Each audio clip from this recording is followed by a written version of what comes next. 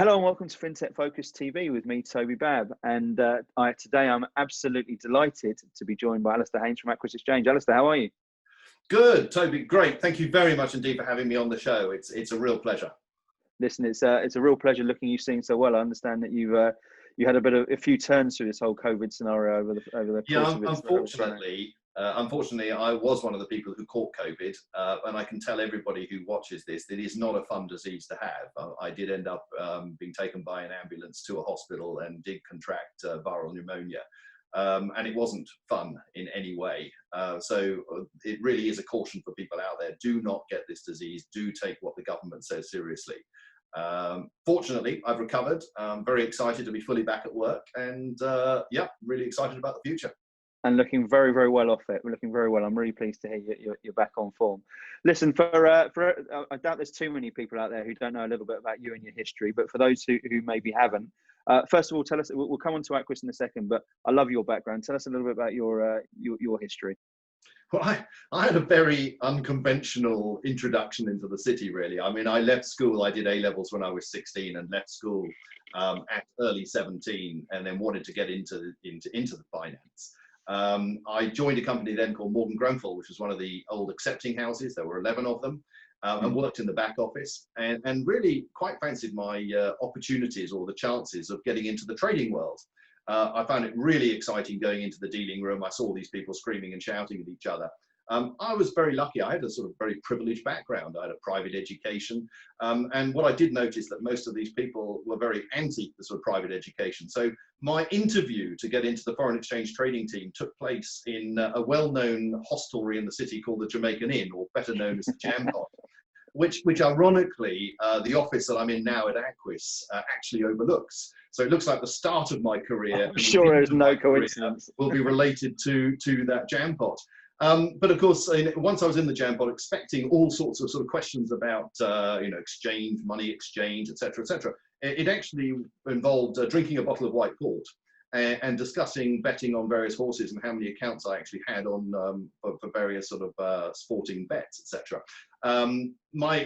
The success of the interview was dependent on whether I actually misbehaved and managed to get back to the office in one piece.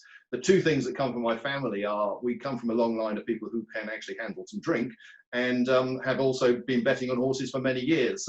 And that really was my introduction into the foreign exchange and trading world. 40 something years later, I'm still in the trading world.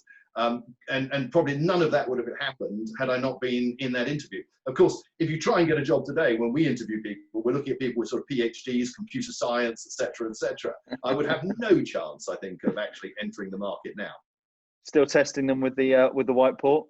Do you know, I've never touched the thing ever since. I managed to survive, get back to the office and live to tell the tale, but I've never had the desire. I think it's a pretty disgusting drink, actually. It's well worth breaking out. I might do a little blog on that. It's the return of white port into the interview process.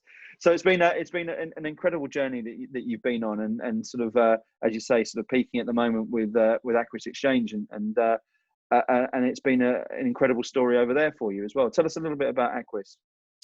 Well, Aquis, I mean, we describe it as an exchange services group, and what does that actually mean? Well, we have three divisions. One, which is the original exchange, is what people probably know us for best. And I'll come into that and talk about that in a minute. The second is we actually sell technology. We found that when we started the business in 2012, we realized that we actually had a really, really comprehensive and good piece of technology. And we realized there were a lot of startups, new asset classes, new businesses that wanted this technology. So we have that as a division. And of course, very recently in 2020, we completed the deal to buy the Next exchange. So those are the three business lines that we have, and each of those business lines has multiple products. For example, we operate two MTFs, one in the UK and one which we've established an entity in Paris. But what makes us different? Why Aquis, and why are we seeing this growth? And funny enough, it goes back, and I always tell these sort of anecdotes, but it really started, and I owe a lot to my then 12-year-old son, who actually is now 20 and works in the infrastructure team of Aquis. And he always likes to say that he was the one who took the entire credit for the creation of Aquis, because I was buying him a phone in Vodafone in Tunbridge Wells, and he wanted the all singing, all dancing latest iPhone with unlimited downloads, unlimited texts, unlimited calls.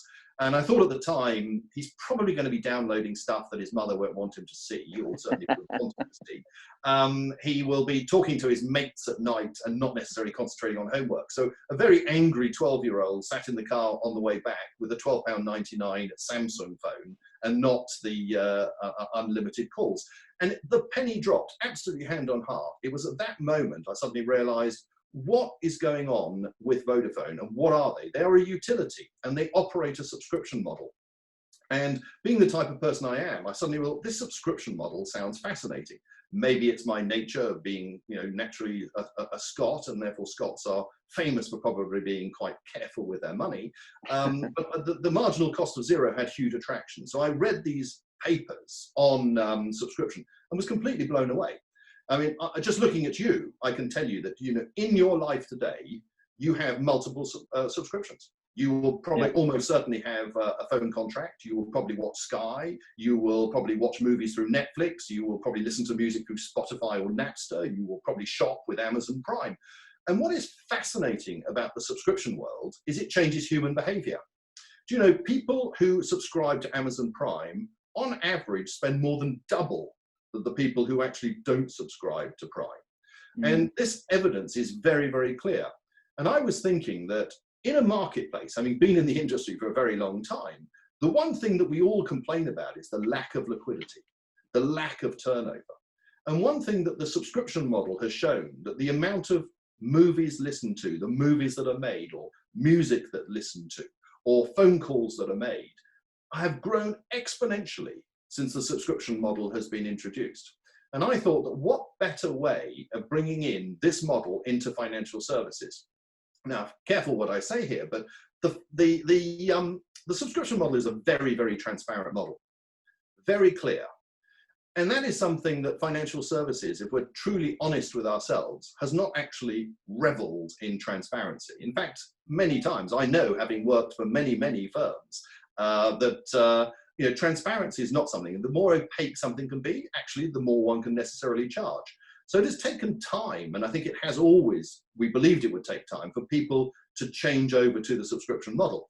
And the great case of that, the great example of that, is how long it took Blockbuster to be beaten by Netflix. And even in its, the few years before it eventually went under, they never believed that the subscription model would take over. And I think we have people in our industry today who believe the subscriptions aren't necessarily the way forward. We are very different. In the front of every single presentation we give, it actually says one day all trading will be like this, because we are firm believers that the subscription model is the way forward and will help generate liquidity. And I look at what the exchange business has done and what we've achieved over those 7-8 years is today we are, outside of the national exchanges, the largest provider of liquidity at the best prices. We have a market share that makes us the 7th largest traded platform for equities in Europe, and we're growing fast. And therefore, I think there is something to say that the subscription model can, over time, and will, over time, change the way that trading is done. So very excited on the Aquis Exchange business.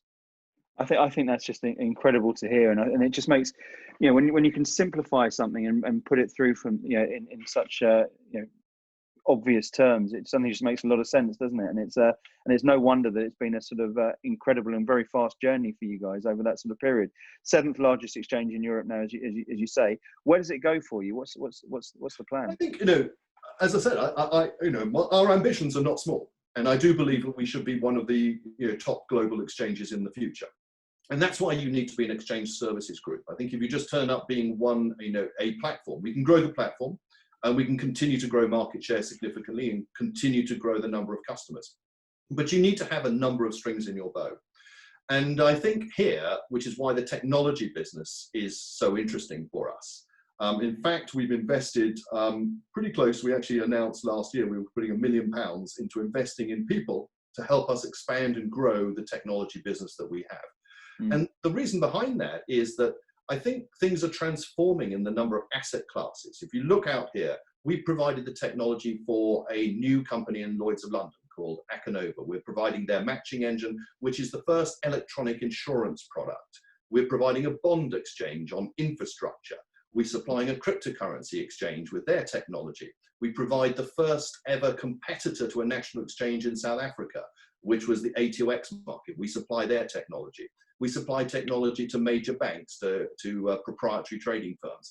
And I think that there's enormous potential that as some of these digital assets, these coins, these tokens start to develop, just like if you go back in time, you get this period whereby people don't believe, you get this incredible growth, then all of a sudden this collapse. We saw this in the dot-com around the year 2000. But actually, it wasn't the end of dot-com. It wasn't the end of the actual businesses. Many were puffed up and became, they just were not sensible business models. But then underneath it, there were great companies. And I think it's the same thing that we're seeing with currencies and digital currencies and these, is that we've seen this enormous explosion in Bitcoin, but actually underneath it, distributed ledger technology, the tokenization of assets, these are things that actually will grow in the future. And we're very happy to be the supplier of the technology to these types of businesses. I think if you go back to the old sort of Western days in America, the real people who made money in the gold rush actually sold the shovels. And as a company, we've taken the view, look, I can't tell you which of these tokens is going to be successful. I can't tell you which of these currencies will be successful. But we do want to be the technology supplier to these businesses because some of them will go on and succeed in a great way. Yeah.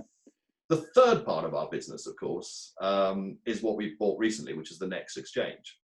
And whilst I don't think that impacts our revenues in the first 12 to 18 months, I think it is absolutely transformational for us.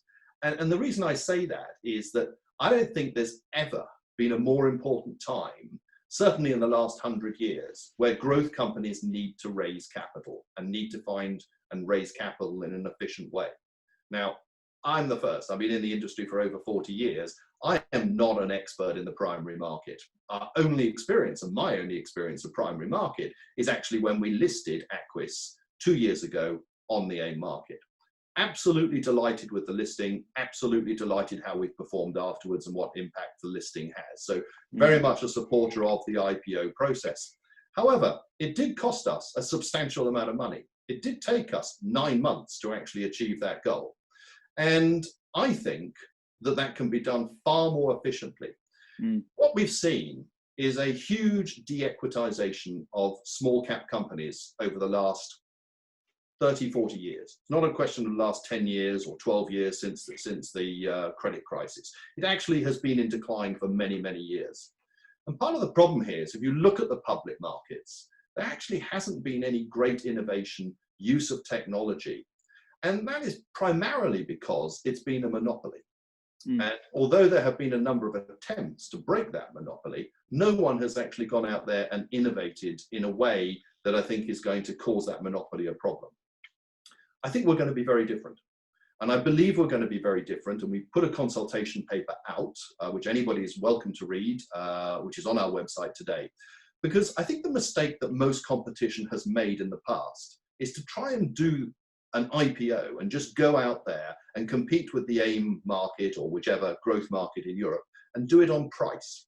It's not about price. It's about differentiation. If I look at our exchange business, it's not about price. It is the differentiation that we are a subscription-based model that makes us very different. It is, if I look at our technology, the differentiation and how we can actually deliver that technology, whether it's under a SaaS model or a license model. And it's the same thing when it comes around to the exchange and the primary, the actual stock exchange. You've got to do something that differentiates. And the one thing we want to do is that if you look at great companies, they all start small, they grow, and they mature. Now, I think there's several ways of showing this sort of example, is that I'm an appalling golfer. I've spent more money on golf lessons than you could possibly imagine. And anybody who wants to take me up at golf, please do, because you will win. However, you do not start playing golf if you on the course like Carnoustie or St Andrews. You start in a driving range. You move from the driving range when you start to learn how to swing with the club to the 9-hole course. And then from the 9-hole course, when you really learn the rules and how to play, you go on to the championship courses. And that's when you get your handicap and that's when you start to play. And it's the same with companies. They start small. They've got to learn their business. They've got to grow, and they've got to be allowed to grow, and then eventually they mature. And there isn't a market today that actually allows that to happen. What happens is there's lots of segmented markets and different markets where you have to move at great expense. But we want to capture young companies and go into what we're going to call the access market, which is going to require an admissions document. It will require a lower entry cost in effect, but also the trading mechanisms will be different. We want, if you're a small company and your market cap is £3 or £4 million and your free float is 10%, I can tell you today you're not going to have massive trading in that stock. But for those people who want to trade, you can use technology in the form of auctions on demand, whatever, alongside market makers to make enough liquidity for being able to be satisfied for your investors. The next stage, of course, you then go on to companies that are bigger. You're starting to learn. You're on the 9-hole course here. And these are the growth companies, 10, 20, 30, 40, 50 million pound businesses that want to grow up to being the 400, 500 million pound businesses. And in order to do that, one thing we have learned is the importance of retail. Retail players in the IPO process is absolutely essential. It gives that oil that is needed to create that liquidity for your institutional investors to be able to trade as well. So one of the things, and we've got a number of things that I think people can read about. Well, one of the most controversial is what we found is we protect many of our investors in the exchange by a set of rules. Some of the proprietary trading rules and types of flow can't actually happen on our exchange due to the rules that we've set. And I think the same thing is required in the primary market for these growth companies. Early stage companies, rather like a plant, need to be planted and nurtured and looked after and watered and given fertilizer and everything. They do not need to be heavily pruned. Otherwise, in that case, if you're allowed for completely to the wilds, that plant will die. And when you're an entrepreneur and you bring your company to the marketplace, you want to be given enough time to actually achieve what you say you're going to do on the tin. And that is really, really important. So what you do is an entrepreneur, they get their investors. Now in today's market, anybody can come out and short that stock. And the damage created in a growth stock that is shorted is the fact that the price in an illiquid market will fall. The two reasons truly of going public, which is one, motivating your staff, and the second is actually having a currency to do transactions in order to build your company, can't happen because the staff get demotivated because their options and stock are all underwater. And you can't do a currency, you can't have no currency because the price has fallen and therefore you can't do the transactions. And many of those companies would actually just die and fail. And great businesses that are both in the UK and in Europe that could flourish, could go on to be great businesses, don't succeed. So our controversial rule is we're looking at banning the short selling of companies in the growth market. Now that does not mean before all your viewers come in and write and say short selling is important, it creates liquidity. I totally agree. Short selling in large cap stocks is important. It creates that balance. But as long as you allow market makers, designated market makers in growth companies to be able to short stock, then actually you can allow and protect the long-term investor and you can protect the issuer. And just like that plant, you can let it grow, properly mature, and then allow it to go into the main market where you're then on your own and you have to prove your worth. And I think these things make us very, very different to what a standard stock exchange is doing today. We want to use technology to shorten the prospectus process. We want to template things using technology. We want to have machine readable data. We want transparency. And our whole motto for Aquis across all its divisions is transparency, innovation, and technology. And if we can bring that to the primary market, we think we can make a very, very needed change to the industry and allow small companies to access at a effectively cheaper price with a better product than today. And I take Aquis's example. We picked 3 banks to interview and have a beauty parade. And in the end, we picked our bank as Librum. And then the following week, we had a beauty parade of lawyers. And then the following week, we had a beauty parade of accountants. And then we were told, oh, you're going to the London Stock Exchange AIM market. And I've always questioned, and I've questioned all the brokers in the small cap and growth industry today, where's the beauty parade of exchanges? Where is the thing that differentiates, that allows you that choice? Because actually, a young, entrepreneurial, fast-growing business, maybe technology-driven, I believe would like to raise capital, good capital, from institutions and retail, effectively from a technology-driven entrepreneurial business like ourselves.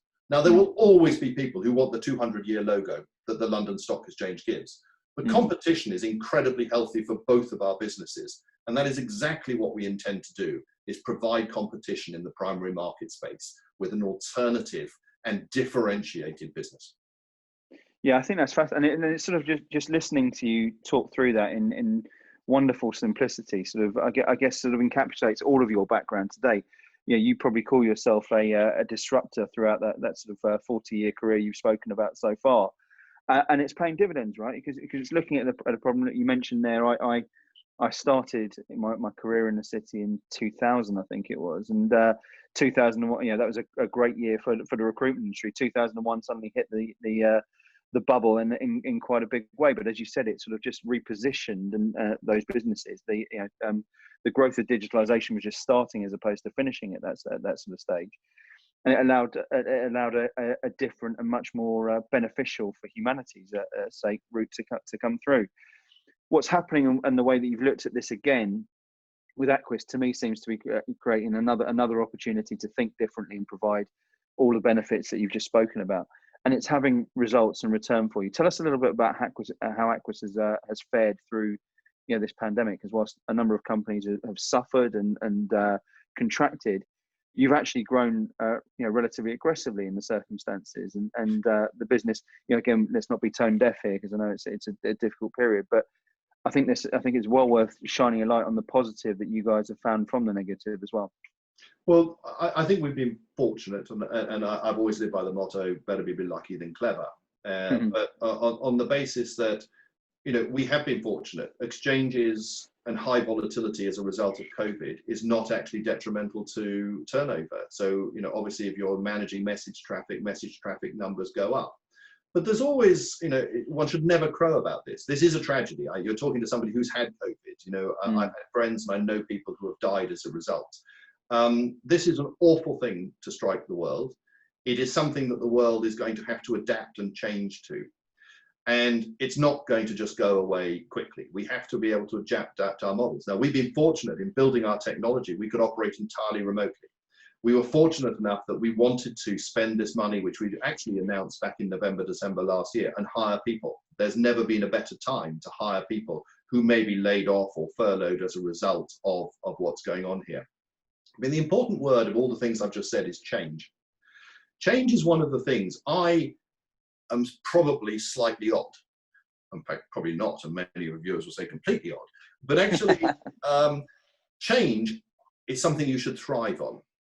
And it's a bit of an oddity because most people don't like change. It is not a natural phenomena for a human to have change. They're frightened of it. Very few people change. There's lots of models written about this. People will not change until they see the benefit of what that change means away from the status quo.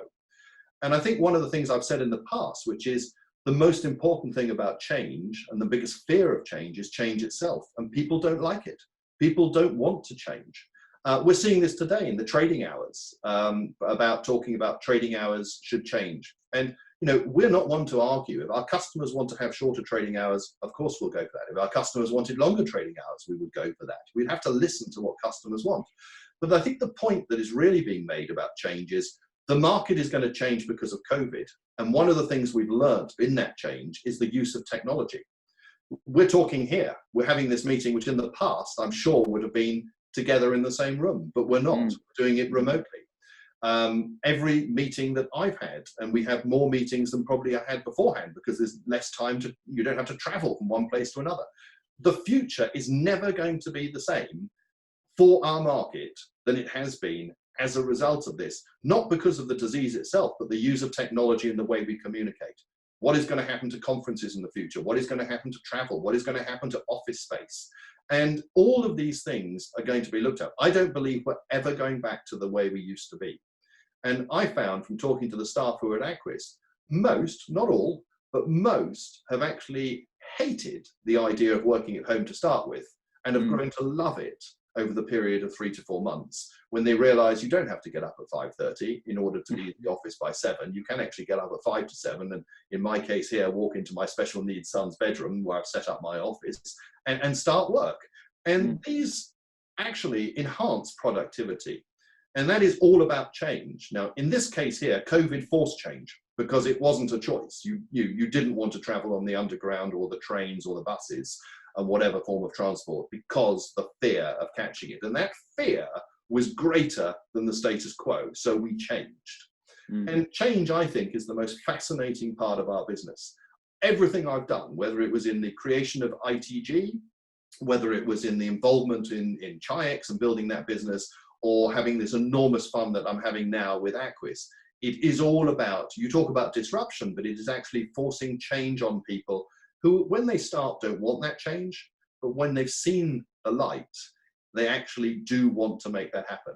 It is never, and my advice to any entrepreneur out there is, it's never about the money. You can, if you succeed, you can make money, but it should never be about the money. It should be about the enjoyment of watching that change and making certain that you are the person that's helped actually make that change happen. And that's why I go back to COVID and your point of, yes, it's a disaster, but you know, out of every disaster that has happened in history, there has always been some good that comes out of it. And I believe that will happen for the markets too.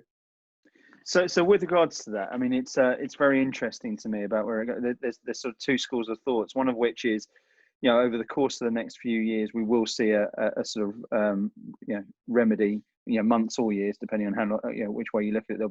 There'll be a vaccine that's created, and life will return to some sort of normality again. I have a feeling that you saw this on the beaches in Bournemouth about how everyone, thought we were very talking about climate change and how everything was great, and then people get a bit of sunshine and absolutely trash a beach and throw rubbish everywhere and all this sort of stuff and lose their heads over it. I wonder if metaphorically the same sort of thing will happen to us. We have great ideas about work-life balance and improved productivity and all this sort of stuff, but actually we sort of generally tend to edge back to same old. You've absolutely hit the nail on the head. The point here is, yes, I do believe there'll be a cure. Yes, I believe we'll get a vaccine. I think the scientists in the world, are quite incredible how they can work together. And yes, I'm absolutely we'll solve COVID.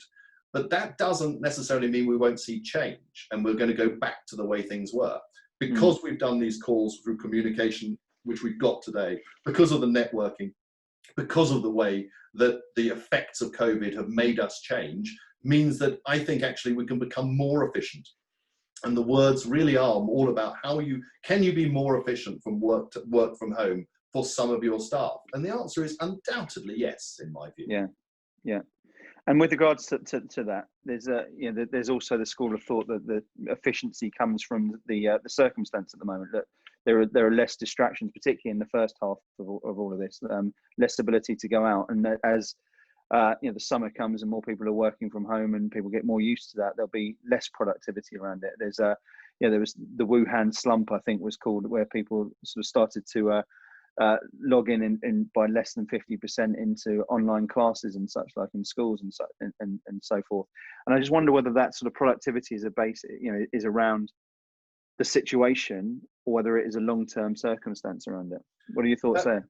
That really depends on the individual. And how motivated you are within your own organization. In a motivated organization, there should be a desire to actually make things more efficient and to happen. And I'd hope to think, and we do employee surveys every single year, and I hope that we would get the feedback. And I think this year will be fascinating, because I want to see the feedback that people think and what they think about being able to work more from home. Having said that, we were a company that allowed a lot of people to work from home anyway. So if you want to get great development and have a group, a small number of developers working from home without any form of disturbance whatsoever to get a product done, and be able to then, through all sorts of sort of, the technology you've got, be able to put that product out without actually ever having to go to a single office, has worked incredibly well for us in the past. So it wasn't actually for us a dramatic change, But I think it will be for certain firms. And I know many, many people who work for large investment banks who absolutely hated the idea of working from home, thought they couldn't operate. And actually now, when you talk to them, it is very, very different. So I don't agree that we will see a period of sort of slump. I think if you're not motivated, and I see this with my special needs son, who has ADHD, which is all about attention deficiency. And if somebody who has that attentional deficiency, because they find something more attractive going on over there, they turn around and they look over there, and all of a sudden you've lost attention, then frankly, you're in the wrong job. You should be looking for something which is much more exciting, that really makes you motivated to what you want to do. And that's where in the recruitment world, I think what you may find following this is people who do change jobs because they want to get more motivated and get more out of their life because they find that they can do it and they can do it from home. Yeah, absolutely. And I think there's a sort of interesting follow-on to this in terms of your story and your sort of growth. Look, you're a business there that's been growing and put that sort of I guess card on the table back in November, December to say, look, we're going to increase.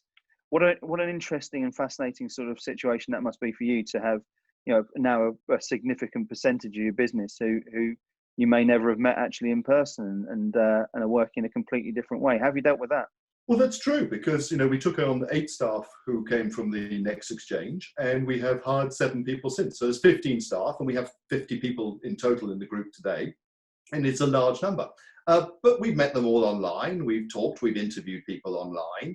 I think that while it is not ever, it will never be quite as good as meeting face to face. It's a pretty good proxy, though. And I think if you're asking the right questions and you get the right characters and you see the right people, you can hire the right people. This shouldn't constrain you. It should not be a reason why I can't possibly grow, I can't possibly hire. That is not somebody who's excited enough about their business. There are people out there. There are people looking for jobs out there. And there are high quality people today because of what's gone on in the economy. Hire them via a Zoom, via a Teams meeting, via a WebEx or whatever you use. It is perfectly possible. Sorry to interrupt, to cut across you. And you're getting them all back together again soon. What's the forecast? We're doing something which we try and get to anybody once a week who wants to go to the office, and there's a handful of people. We have people in that office. They don't have to work from there, but if they want to go in and meet up, they can. We've actually just started. We're trying to go through right now a voluntary test, COVID test, for the antigens to find out if anybody wanted them or their family. And so we'll offer staff the ability to have that test. And we're looking at doing that in the next few weeks. I did a town hall meeting with everybody yesterday, again, via a Teams meeting. So, and we had all 50 people on that Teams call. When I said to people, would people be interested in the company paying for a test? I've never seen so many hands go up as such. I think almost everybody said yes, but we emphasize it's voluntary. It doesn't have to be. We're not sort of finding out have you or have you not had it. But I think most people are genuinely interested in this virus as to whether they have been asymptomatic and actually have the antigen. And I think that will give people confidence. So it's that sort of thing that you can do to help motivate staff. Yeah. Well, look, it's clearly working for you, and congratulations for navigating everything in such a difficult time so well. Again, this is a conversation that could run for hours and hours and hours for me. I've got so many things I want to ask you, and it is lending itself brilliantly to a follow-up, maybe in person in the coming months when life returns to some sort of normality. But Alasdair, listen, it is an utter pleasure having you on the show today. Thanks so much for sharing all your wisdom and joining us today. Great pleasure. Really enjoyed it, and absolutely delighted, and hope your viewers enjoy it. Thank you very much. I'm sure they will. Thank you all for watching, viewers, and we'll see you soon on another episode of Fintech Focus TV. Thanks ever so much.